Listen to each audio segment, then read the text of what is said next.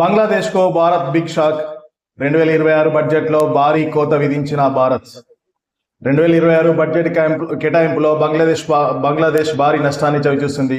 గత సంవత్సరం దీనికి 1.2 బిలియన్లు కేటాయించగా దానిని ఇప్పుడు 60 కోట్లకు తగ్గించారు. ఎందుకంటే బంగ్లాదేశ్ గత సంవత్సరం కేటాయించిన 1.2 బిలియన్లో 34 కోట్లు మాత్రమే ఉపయోగించింది. 2026 బడ్జెట్ తో భారత్ ప్రపంచానికి స్పష్టమైన సందేశం ఇచ్చింది. తమతో స్నేహంగా ఉండేవారికి అండగా నిలుస్తామని, కానీ విద్వేషం చూపే దేశాలకు సహాయం తగ్గించి గుణపాఠం నేర్పుతామని నిరూపించింది. ఆదివారం పార్లమెంట్లో సమర్పించిన 2026 బడ్జెట్లో బంగ్లాదేశ్ కు ఇచ్చే నిధుల్లో భారీగా కోత విధించింది కేంద్రం. బంగ్లాదేశ్ గత కొంతకాలంగా భారత్ వ్యతిరేక విధానాలను అవలంబిస్తుంది. అలాగే అక్కడ మైనార్టీలుగా ఉన్న హిందువులపై దాడులను ప్రోత్సహిస్తుంది. దీంతో భారత్ బంగ్లాదేశ్ కు ఫండ్స్ సగానికి తగ్గించింది. నైబర్హుడ్ ఫస్ట్ పాలసీ కింద భారతదేశం ప్రతి సంవత్సరం పొరుగు దేశాలకు నిధులను కేటాయిస్తుంది. ఈసారి కూడా ఇండియా పెద్దన్న పాత్ర పోషించింది. స్నేహపూర్వక దేశాలపై తన ప్రేమను కురిపించింది భారత్. 2026 బడ్జెట్ కేటాయింపులో బంగ్లాదేశ్ భారీ నష్టాన్ని చవిచూసిందని చెప్పుకోవచ్చు.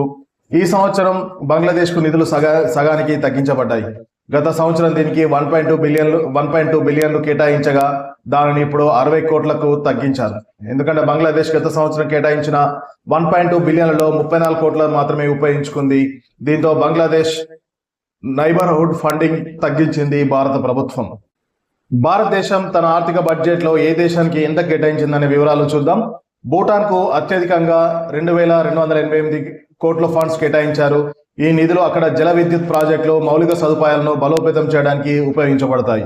భారతదేశంతో ప్రత్యేకమైన సన్నిహిత సంబంధాన్ని పంచుకునే నేపాల్ కు 8 బిలియన్లు పెరిగిన సహాయాన్ని అందుకుంది.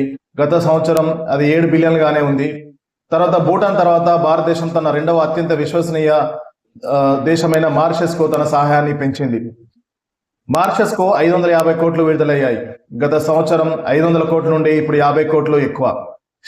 సీషెల్స్ కు గత సంవత్సరం మాదిగానే 19 కోట్లు కేటాయించింది భారత ప్రభుత్వం. చైనా, రష్యా మధ్య ఉన్న మంగోలియా కూడా భారతదేశం యొక్క నిధులను పొందింది. అవి 5 రెట్లు పెరిగాయి.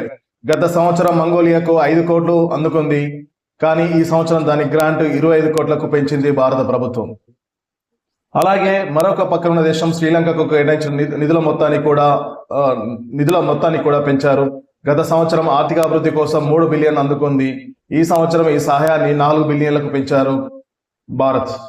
అలాగే ఆఫ్ఘనిస్తాన్ కు 150 కోట్ల రూపాయలను విడుదల చేసింది భారతదేశం ఇస్లామిక్ దేశమైన ఆఫ్ఘనిస్తాన్ కు తన సహాయాన్ని కూడా పెంచింది. గత సంవత్సరం అది 100 కోట్లుగా ఉంది, కానీ ఈ ఏడాది 150 కోట్లు కేటాయించింది. ఈ డబ్బు ఆఫ్ఘనిస్తాన్ లోని పునర్నిర్మాణం, మానవతా సాయం కోసం ఉపయోగపడుతుంది. ప్రజాస్వామ్యాన్ని అంచివేసి సైనిక నియంతృత్వాన్ని విధించిన మయన్మార్ కు భారతదేశం తన సహాయాన్ని తగ్గించింది. గత సంవత్సరం 3.5 బిలియన్లు కాకుండా ఈ సంవత్సరం అభివృద్ధి ప్రాజెక్టుల కోసం 3 బిలియన్లు మాత్రమే అందుకుంటుంది. మాల్దీవులో కూడా సహాయం కొద్దిగా తగ్గించబడింది. గత సంవత్సరం దీనికి 6 బిలియన్లను గ్రాంట్ లభించింది. ఈసారి 5.5 బిలియన్లను విడుదల చేయింది ఆర్థిక శాఖ.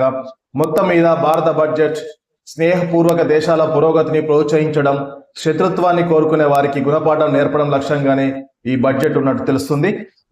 భారతదేశం తన పొరుగు ప్రాంతంతో పాటు ప్రపంచవ్యాప్తంగా శాంతిని కోరుకుంటుందని నిరూపించింది. కానీ ఏ దేశము ఈ బలహీనత కోరికను తప్పుగా భావించకూడదు లేదా దానికి ఎలా పాఠం నేర్పించాలో తెలుసని కూడా చెప్పింది. అలాగే చాబహార్ ఓడరేవుకు నిధులను పూర్తిగా నిలిపివేసింది భారత ప్రభుత్వం. ఇరాన్లో మరొక కీలక పరిణామం చోటు చేసుకుంది. ఇరాన్లోని వ్యూహాత్మక చాబహార్ ఓడరేవు ప్రాజెక్టుకు ఈసారి బడ్జెట్లో నిధులు కేటాయించలేదు.